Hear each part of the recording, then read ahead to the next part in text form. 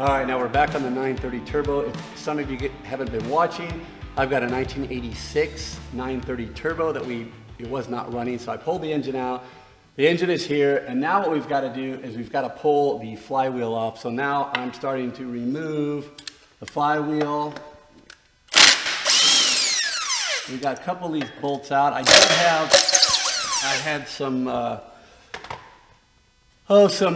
PV penetrating oil that I put on these for a while and let it sit overnight, and sure enough, these came out fairly easily. So now we are going to pull the flywheel off here.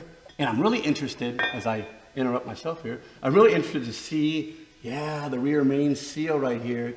Awesome, it looks in great shape, but we have a new one, because I'd totally forgotten to order one of these in, so we're gonna end up pulling this rear main seal out and replacing this, because we don't want to have to pull this engine out yet again. And you can see here, you've got some ridges in the flywheel, so we're gonna get this all cleaned up. We're gonna get this resurfaced, because like I said before, once again, I'll go on the rear main seal. Once you're in here and have this thing apart, you wanna do it right and make sure that you don't cut corners, but put it back the way it needs to be put back. So that's awesome. That came off very easy. So we'll also take the bearing out here as well.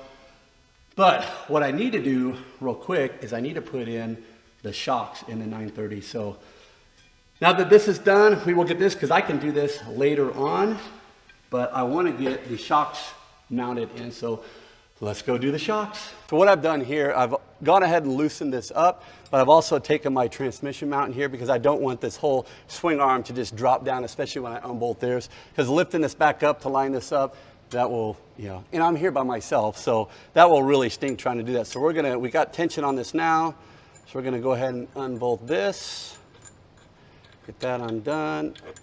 Oh, there we go. And I've already loosened the top. All right, I've got a new pair of Bilstein shocks in, and I think that it needed new shocks. You can see here, I'm gonna push this down and try not to stab myself here. So it's pretty easy to push down. We'll see what kind of rebound we get. It's coming back pretty slow, but man, it's super easy to push. So these were due to come out. So here we've got the brand new one. I can see if I can even push this one down. This one's a lot more stiff. And you can see there, the rebound is much faster. So, these were probably okay for a little bit longer, but once again, it's so much easier to change these things when the engine's out, especially in a turbo, because you got to reach around the intercooler to get to the top of the shock, to screw them in, to bolt them in. And so let's go ahead and get these things mounted. So now we're going to shove this back up through here. Oops, and as the old sleeve comes flying out, there you go. Boom, there we go. We're not going to tighten up the top one, so we have a little bit of free play here. I've replaced every oil line in this car, besides the ones that run the whole length. Those are all metal that run the length, because the oil cooler in these cars, is actually up front. It lays flat to the ground, which is kind of interesting. Now, of course, in race cars, you flip it up simply to get a lot more air going through the oil cooler.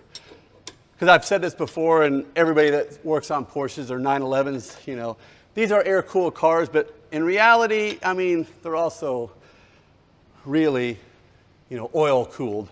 So as you can see here, you put the Allen. Well, I need to put this on top first, and I've already started to bolt this on a little bit. We're going to tighten it up now. So that's going to hold the bolt, or the shock piston, or not the piston, but the mount at the top, and now it's gonna torque that down, and of course that nut in the washer squeezes that steel sleeve that's in there, and that is done. So our two shocks are mounted. That is awesome, awesome, awesome. All right, you can see I have the shaft here wired up. This is basically to kind of roll the car around when the engine is out, but we're gonna go ahead and pull the axles out here. So I've got a super long extension, and feed that in there and make sure it's in. So you guys can see here, the reason why I'm removing these, as you can probably already see from the camera, is that the boots are completely toast. It has slung quite a bit of the grease out already.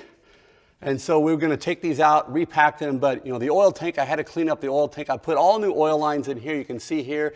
I digress from this, taking a break because I need to breathe here. But I did replace all of the oil air separator lines, all the oil lines. I call them oil lines, I guess, up here. I also, if you swing around here, I went ahead and replaced the fuel filter as well as the fuel accumulator. So anything I can get in, because right now, I know I say this all the time, it's like once you're in here, you might as well do it now because this is super easy stuff to do. It just costs money. So that's the kicker.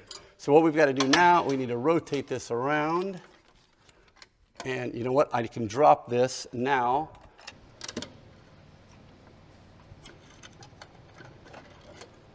Okay, you can see here, it is completely toast. So we have brand new boots that we're going to put on, and we have a special tool that will make them just like the OEMs. And it looks like these boots have probably been redone at some time. It looks that way, but this one's still pretty pliable. So it makes me think this one's stiff. This one's a little bit more pliable. So it makes me think at least one of these boots, or this one actually, I should say, has been redone at one point. Now you can buy these.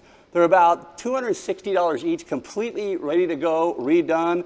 And then you just take them out, bolt one in, and we could be done in like 5 minutes. So time is money. But you know what?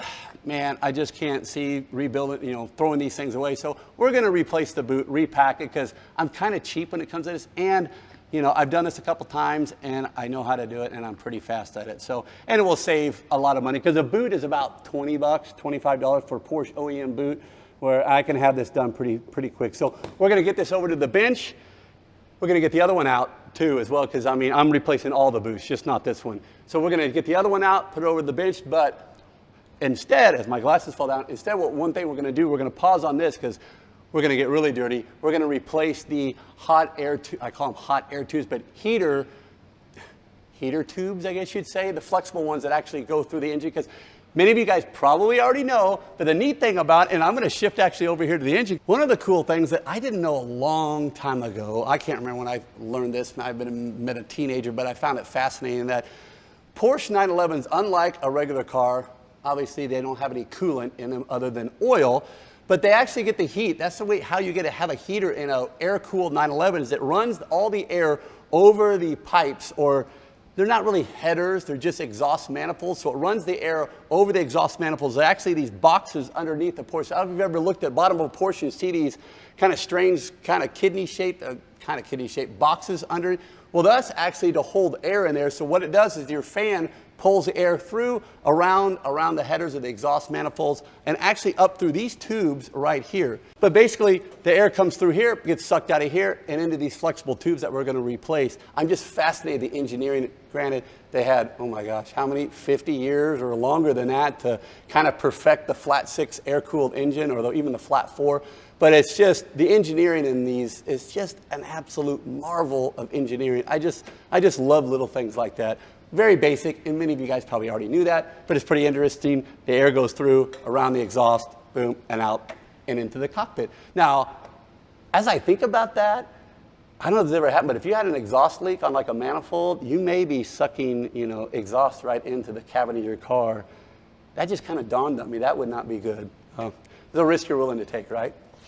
So here are the flexible tubes that connect actually come from the exhaust. And so your air is coming from your exhaust up into these tubes, and you actually have a valve, I'm going to call it a valve, an air valve, I guess, and with your cable connected. So in a 911, well, it depends on the year. Sometimes you'll have it in between the seats. That's where you'll pull up, and it'll open up this valve to be able to let the air start to flow. So what we're going to do is, and these these are submitted to this crazy, god-awful amount of heat.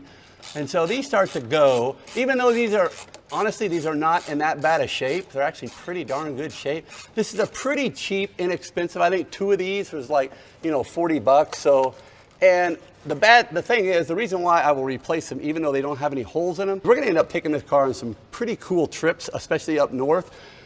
We don't want to be without heat, and sometimes these things will get ripped when you don't expect it. So we're going to go ahead and replace them. And once again, it's so much easier to do it now when the engine is out. So now's the time to spend an extra $40 and rip these puppies out. All right, so here we have the new one. Man, that thing is a lot more, there's a lot more spring to it, which is, I think is pretty darn good. So here we go, we're gonna feed this back up in here.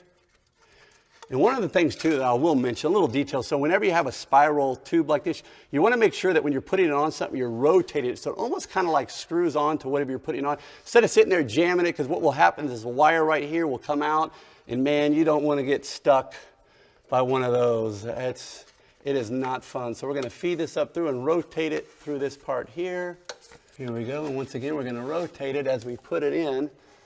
There we go, and make sure that is all the way up against there. Holy cow, look at that thing. Jeez Louise. And we'll do the other one real quick, because what we've got to do, you guys, is like, holy cow. I've got a long list of stuff, and I'm not going to pull you guys all the way through everything.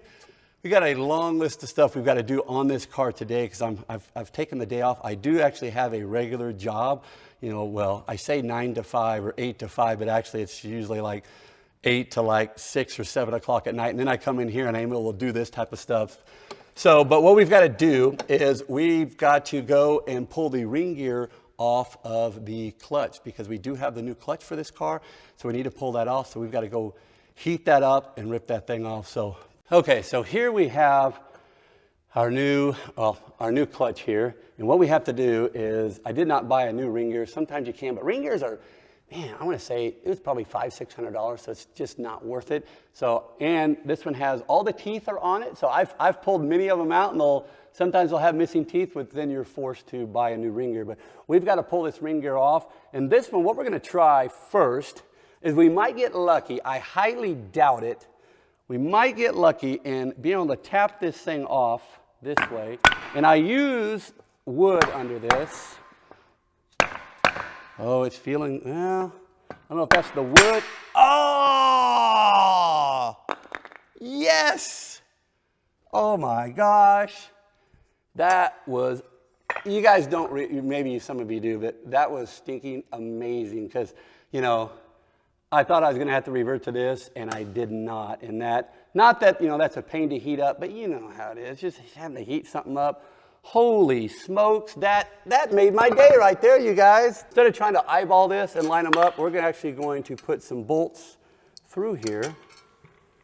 Bear with me here. And man, the last thing I want to do is spend my time pounding this thing on and then not having it line up. So now we can feel there's the gaps over here. So we're going to slowly start to tap this.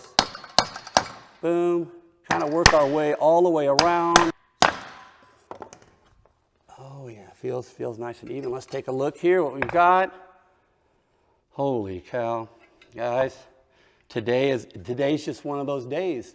That is done, you guys. So the plan now is, oh yes, and you guys saw the new clutch. So if you guys, oh well, not to start this into like an educational thing, but you know, here, if you guys haven't dealt with clutches, and all clutches are a little bit different, but you have your throw-out bearing right here. So this was what spins. This is your fingers right here. So when you hear of like a clutch fork, it will come in here and pull on that, and that's what actually will pull these fingers and releases your, well, puts pressure against, well, the fingers put pressure against the clutch disc. So we actually do have a new clutch disc here. It's a little bit different. This one's made in Germany, whatever. Yeah, this is a new Sachs clutch. So it's an OEM. It's nothing too special. But by the price, you would think it would be extremely special and made out of gold. But it is what it is. The price of parts. What can you do? You need them, right? So I'm going to call it good here. What we're going to do is I will actually show you the welds on the transmission. So they did a really good job. They actually, I think they did it's going to be stronger than it was OEM, dare I say that. But there were 2 cracks on the transmission that Euro-Asian Bob found on it. I like to think that I would have found them, but you know, he's the man. He's the man when it comes to that. So he found those cracks, got it sent up to just an amazing welder. He got that welded up, and so we're going to show you that. But oh my gosh, you guys, I'm so happy about this. But I've got to get cleaned up because seriously, I got to get back to work. I got to get back to my day job so I can actually earn money to continue this entire project and, of course, other projects. So I got to get busy. We'll see you guys again next time. And don't forget, please subscribe. If you like this kind of stuff, you know, I know it's kind of a mixture of, you know, doing maintenance things, but you know, that's what it's all about, and that's the reason why I wanted to start this channel. We started this channel just so you can kind of see what does it take to maintain a variety or kind of an eclectic group of cars, everything from Lamborghinis to Honda Civics to old 300ZX turbos.